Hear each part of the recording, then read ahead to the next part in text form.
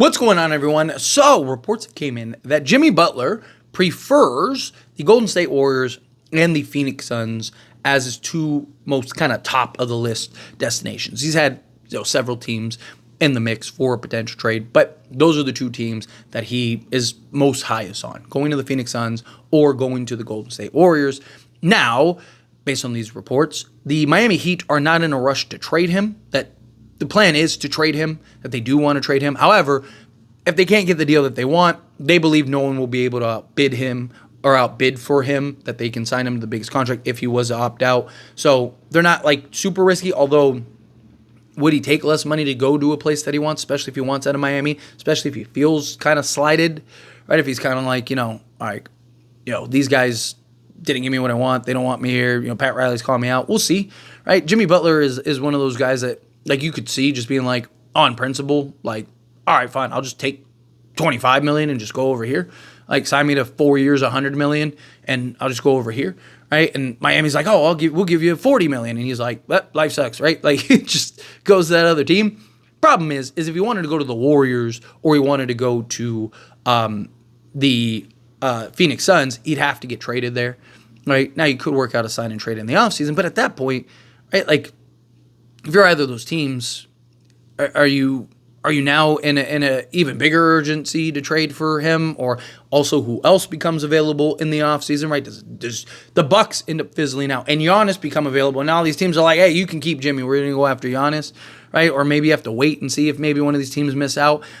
I still think the most likely place he ends up is the Warriors, right? Like, Tyler, money on the table. Who do you think ends up trading for Jimmy? I think it'll be the Warriors. I think it makes a lot of sense with the Warriors. Nobody. Celtics, Nuggets, Thunder, whomever, right? Nobody would want to see Steph Curry and Jimmy Butler in a 7-game series, right? Like that. Like, Jimmy Butler's probably done more with less than any star in the league. And Steph Curry, we've seen Steph win a championship with Andrew Wiggins as his second best player. Yeah, he was playing at like an all-star level. He was playing very good, but no, him, right? Like, and it was, a collective effort. Jordan Poole had his games, Klay Thompson had his games and stuff, but we've seen that, right? So him plus Jimmy Butler could potentially do that, and then you still have other pieces and whatnot, right?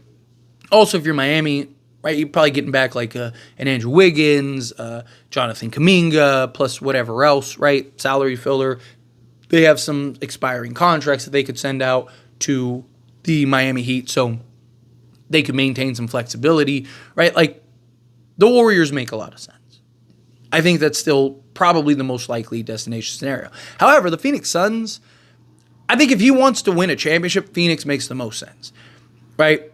Because you're probably sending out Bradley Beal. So you do essentially a Bradley Beal swap. It's like a $2 million difference. You probably have to get a third team involved, but you probably have to get a third team involved with the Warriors trade anyway. So regardless, it's kind of the same route. But I just think like Bradley Beal and Jimmy Butler swap kind of makes the most sense for both sides. I've seen a lot of people talk about, like, why would Miami do that? But it's like, what are your other options?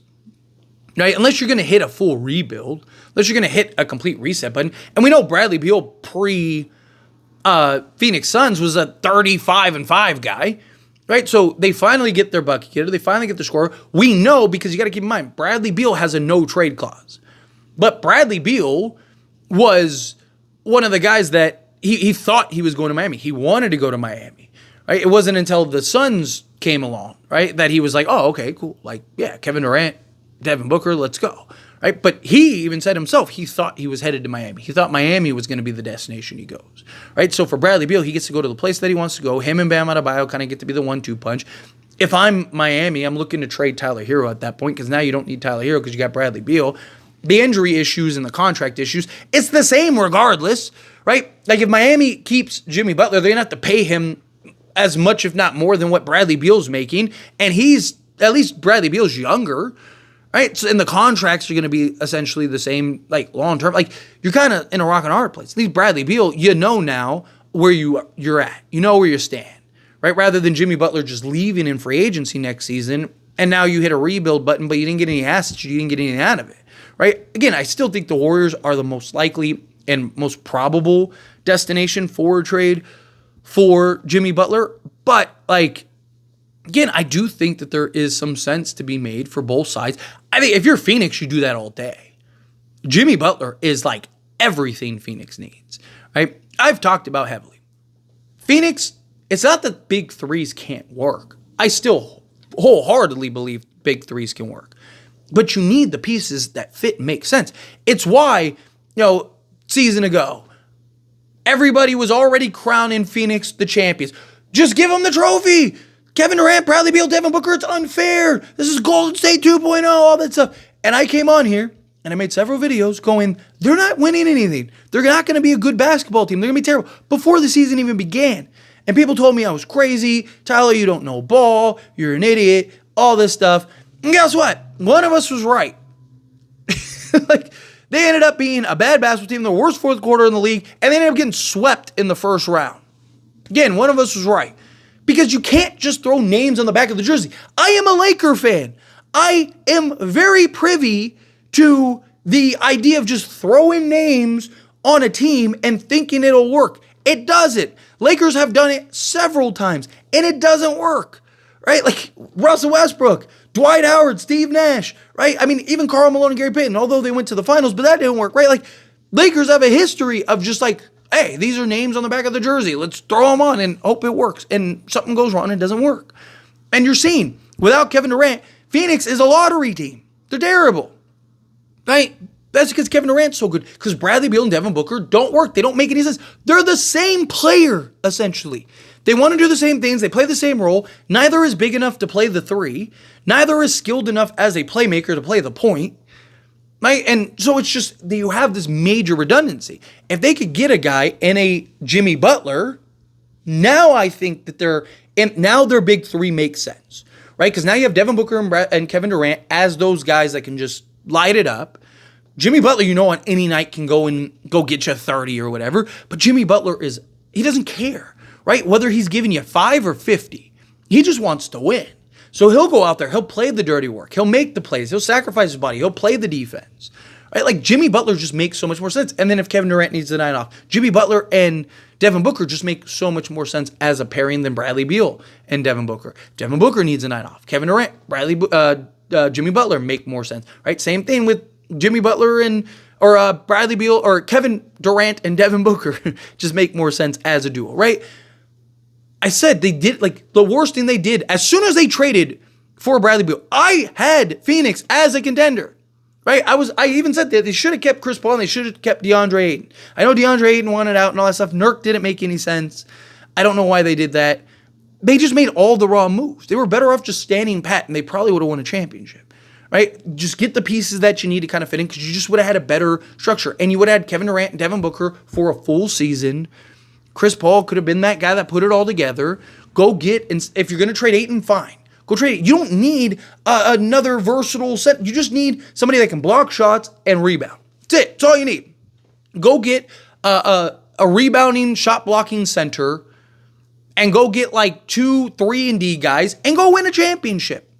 That's all you needed to do. But they didn't want to do that. They wanted to, you got Matt Ishbia and the new owner syndrome where he just thinks like, I'm going to get the most superstar team ever and I'm going to spend all the money in the world. And it never works. We've seen it so many times in basketball not work, not play out. Why do big threes have success in the past? Because they made sense, right? You had, Paul Pierce, Ray Allen, Kevin Garnett. They all did different things. They all played different positions and they could all play multiple positions, right? Like KG could play center, play power forward. Paul Pierce could play the 3, play the 4. Ray Allen could play the 2, play the 3. But they all did different things. They all had different assignments. They all played different roles. They made sense. They fit. They work. Right? Same thing with, you look at Miami. Chris Bosh, play the 5, play the 4. They really got unlocked when he played the 5. LeBron James can play 1 through 5. Right? They got really unlocked when LeBron went to the 4 and then Chris Bosh went to the 5. Right? And then Dwayne Wade, just to do everything, point of attack, athletic, guard, right? Like, you had different positions. You had different needs. You didn't have the redundancy. Kyrie, Kevin Love, Kevin Durant, or LeBron James, right? Again, all 3 play different positions. All 3 do different things. All 3 have different skill sets. It made sense. Phoenix doesn't make sense. Now you go get you go get Jimmy Butler. Now that makes more sense. right? I still think that they'd have some issues, but I just think they're much better equipped to go win a championship. Phoenix, even this year, they're not winning a championship. They're not doing anything. Like, would anyone be shocked? No. Right? Because they got Kevin Durant, Bradley Beal, and Devin Booker, and they could go on some, like, insane run, and, Kevin Durant averages, like, 40 during the playoffs, something crazy like that. Like, it's not impossible, but it's just, I would be surprised. I wouldn't be shocked, but I'd be surprised. They're a first or second round exit team as currently built and constructed. They are. If Kevin Durant misses any more time, they might not even be a playoff team. So, they got to do something. So I think Suns desperately need to do whatever they have to do to go get Jimmy Butler. Warriors, I think, is most likely. But anyway, as always, this is a discussion, and I pass a question on you. Let me know your thoughts and opinions down in the comments below. What do you think? I feel, what are your thoughts? Do you agree? Do you disagree? Kind of mixed in the middle? However you feel, whatever your thoughts are, I love to hear it. So let me know down in the comments below. That being said, if you haven't liked this video, hit that like button. Helps me a lot, so we enjoy these types of videos, and I truly appreciate it.